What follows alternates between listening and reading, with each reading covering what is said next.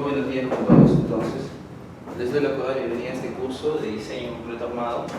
El primer tema que vamos a abordar a continuación es lo que es estructuración sismo resistente. Como a manera de introducción, ¿no? A manera de introducción, hay unos conceptos fundamentales que están en la norma 030-2018 en cuanto a lo que es estructuración. Primero, la estructura preferentemente debe tener simetría, es decir, evitarse plantas que tengan una simetría muy pronunciada en la estructura, ¿no? Ese tipo de casos no.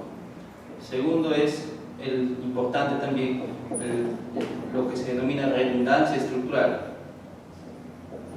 Redundancia estructural. Redundancia estructural no es otra cosa que colocar varios elementos, que varios elementos resistan las acciones sísmicas y no solamente unos cuantos, de la siguiente manera. Por ejemplo, si tuviéramos una planta como la que se indica, ¿ya?, formada por 4 columnas. Algo hipotético, pero sin embargo es muy importante traerlo a colación porque nos va a ilustrar un poco lo que es el concepto de redundancia estructural, que ustedes ya lo conocen. Entonces aquí, en esta planta, si falla una columna, la estructura prácticamente fallaría.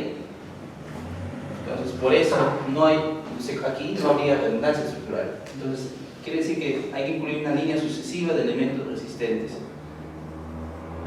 En el supuesto de que fallen ciertos elementos, aún haya otros disponibles para tomar esa resistencia.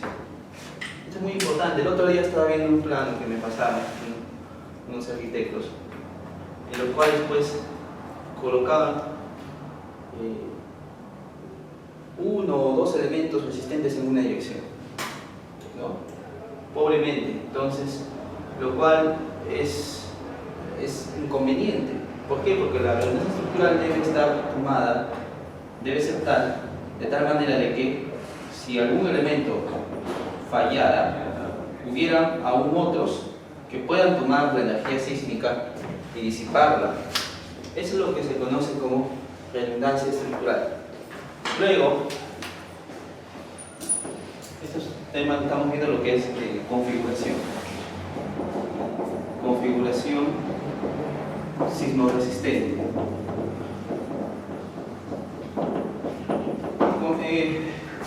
Se debe evitar también, ¿qué cosas recuerden ustedes? Después de la redundancia estructural, también lo que es las discontinuidades o las irregularidades en altura, ¿no? Esto produce un efecto de chicoteo. Es inconveniente tener ese tipo de plantas. El otro concepto es que haya rigidez en ambas direcciones, la rigidez. Y otro concepto importante también, la ductilidad, eso se lo vamos a ver en el transcurso del curso. El tema de la rigidez,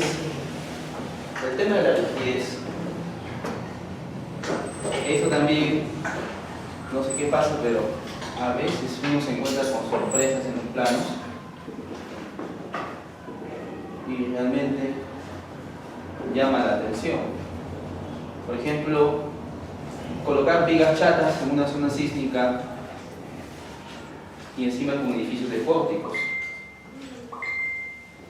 Entonces podrías tener rigidez en ambas direcciones, no solo en una, sino en ambas direcciones. Por ejemplo, aquí hay, digamos, unos elementos placa, pero en esta dirección solo tengo columnas, entonces posiblemente necesite rigidez en esta dirección. Entonces, la rigidez es un concepto importante. Desde los años aproximadamente 80, en Chile ya se estaba viendo, ya estaba la tendencia de hacer estructuras rígidas. no siempre fue el concepto de ser estructuras rígidas. Primero, todo era pórticos, inicialmente. Todo era pórticos. Entonces, al ser todo pórticos, la estructura es muy flexible. ¿Cuál es el problema con los pórticos? Es que podemos detallarlos dúctilmente, está bien, pero tiene gran capacidad de distribución de energía, incluso más que las placas, que los elementos rígidos, porque son dúctiles, son flexibles. Pero ese es el problema, al que ser tan flexibles, se mueven demasiado y todos los elementos no estructurales terminan muy mal. La rigidez comenzó en nuestro país desde que fue la norma. Primero se hizo ustedes saben que la norma decimoresistente, no como la conocemos actualmente, estaba introducida como un capítulo en la cual se denominaba recomendaciones para el diseño en zonas sísmicas. La primera versión fue en el año 1970, podemos decir así. Luego en el año ya fue la norma 030,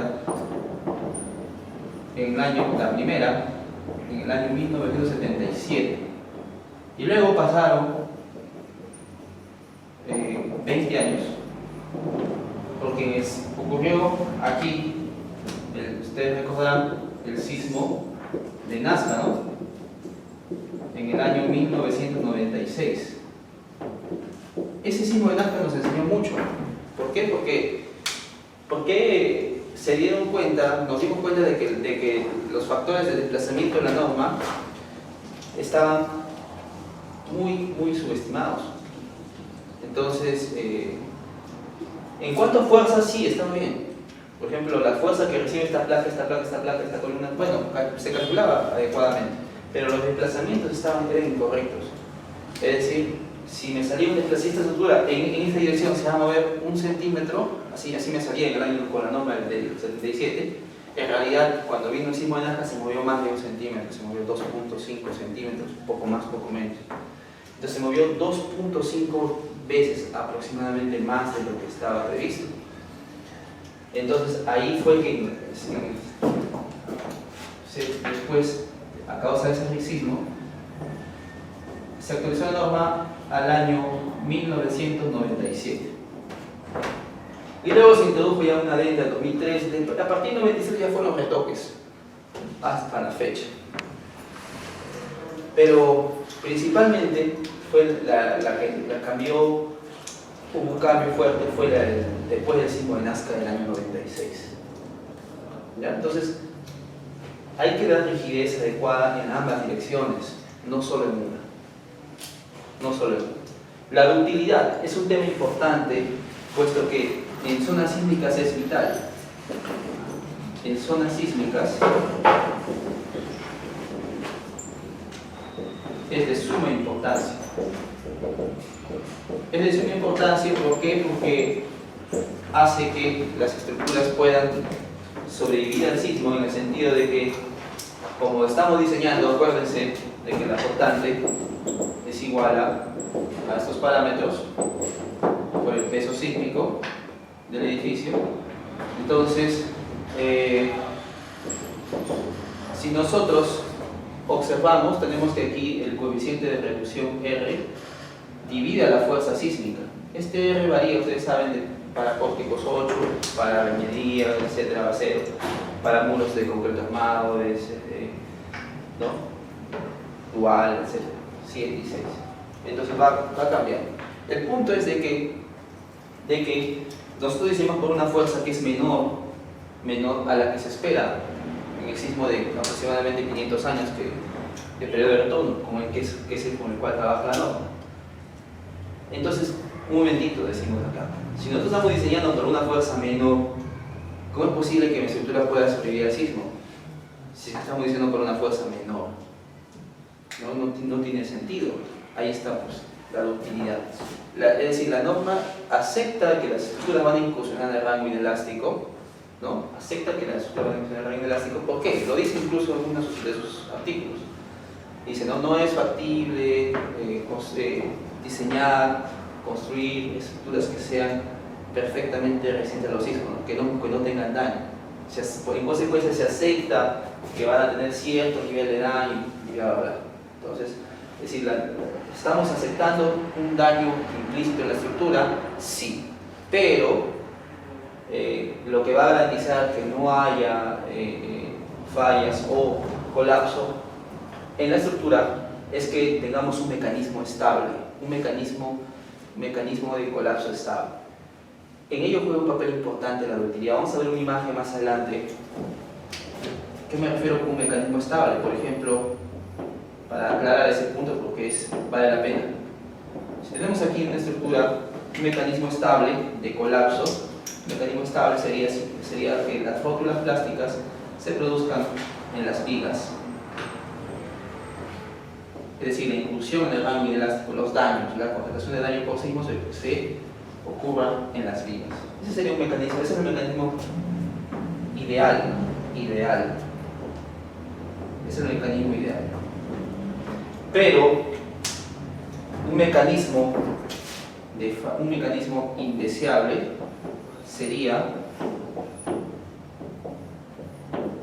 si las rótulas plásticas, que es una concentración de daño no estructural, se producen en las columnas, en ambos extremos.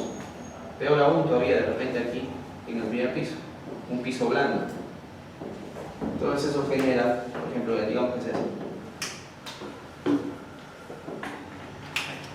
un mecanismo inestable. Esto falla. Hay tanta demanda de utilidad en el primer piso que de concreto es difícil lograr ese tipo de niveles, alcanzar esos niveles de utilidad para un piso blando. En consecuencia, esa estructura tiene un mecanismo indeseable de falla. Bien, esos conceptos, algunos que ustedes van a tener que aplicar. Principalmente la rigidez está en la norma E030, ya que está aprobada, norma peruana E030 del año 2018.